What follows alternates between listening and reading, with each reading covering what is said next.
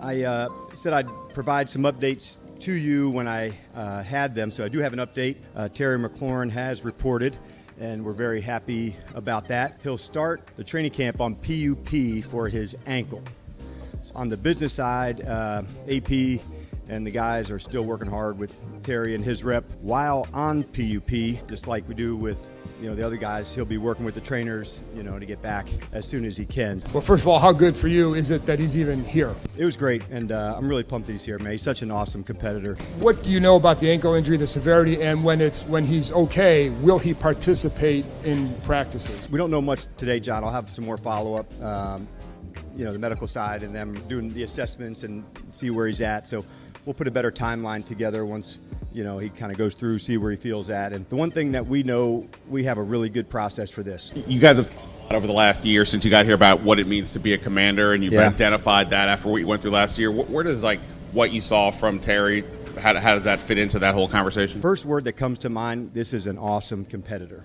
At his core, that's who he is. And you've gotten a chance to look at the receiver room the last few days without him, and Noah Brown's been limited. What have you kind of seen from that group, particularly Luke McCaffrey? Luke was one that I saw in the spring first, Ben, where I was seeing the year 1 to the year 2 jump, where you knew that was going to take place. You really did. So we've certainly been encouraged by him. It's been great, obviously, having Debo there. I've seen some things with Jalen. So different days, for instance, the last 3-day block was big in the red zone. And, some of the tight ends had some more, ops than receivers. This 3-day block, there's more mixed field things. So we'll just take it day by day. But I've been encouraged by what I've seen from the newer players, that weren't here before, and some who are in the development part still. You talked before about culture and environment. The environment these next 3 days is going to shift dramatically. Fans are here, pads are coming on. What do you want to see from the next 3 days? More just our relentless attitude to get better. And that's where you keep pushing. You find this connecting of competing against one another over and over again. As it goes, there's more plays. So the first day, this amount of plays, second, a little bit more, third, a little bit more. The playbook expands, and you want to see who can stay locked, who can stay in it. You do want to see who can handle the amount of the install. And speaking of that, Brandon Coleman has been pretty candid about his move inside and how that's going. You've also talked about that. Do you have a bar set that you want to see him clear on that padded day, or you're just going to take what you get and go on from there? Yeah, we're not looking anywhere past just that day. And but yeah, nothing to add. I think just like anything, man, more reps, more time, more experience, different looks, and that's our job to get ready for the season and all these different environments and camps and looks and pass rush stunts and blitzes. All of that contributes to the readiness.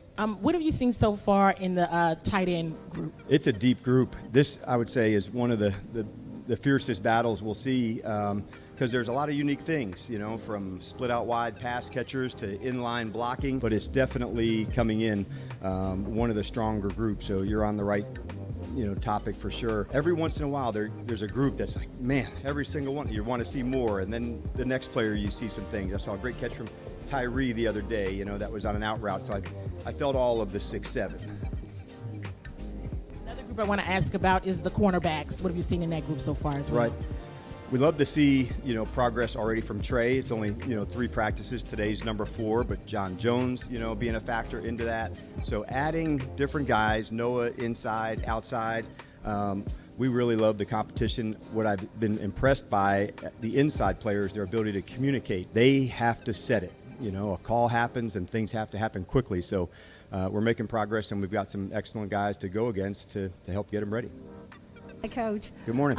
Speaking about getting better, how have you seen the defensive front, those guys, get better over this short span? Yeah, and it's a lot of it, some of adding the new guys. Let's face it, the NFL, it's a line of scrimmage league, and you've got to be rock solid in both sides of the line of scrimmage. So I love seeing, Brandon and JK battling for it. Those two just keep rising, keep pushing each other, and their best also brings out your best. And speaking of competition, you preach it on that. What about the running back room? What are you seeing there? Almost like the tight ends. I almost brought that up when we were talking about the tight ends, the different skill sets, the different ways to look. The preseason games help a lot at that position because of you don't tackle live in practice. So did he tackle him?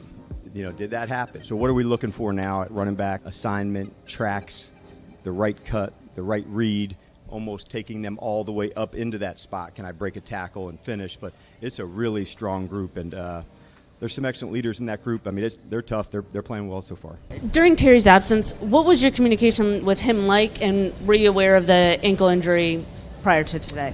We knew, at the end of last season, the ankle was something that, he was dealing with as it goes. So it's not so uncommon that lingers into the off season. So that's not that uncommon, where it can, linger through where it's at. So that's where it's at. And as far as like communication, yes, because part of the off season being here, so I try to keep up with as many guys as I can.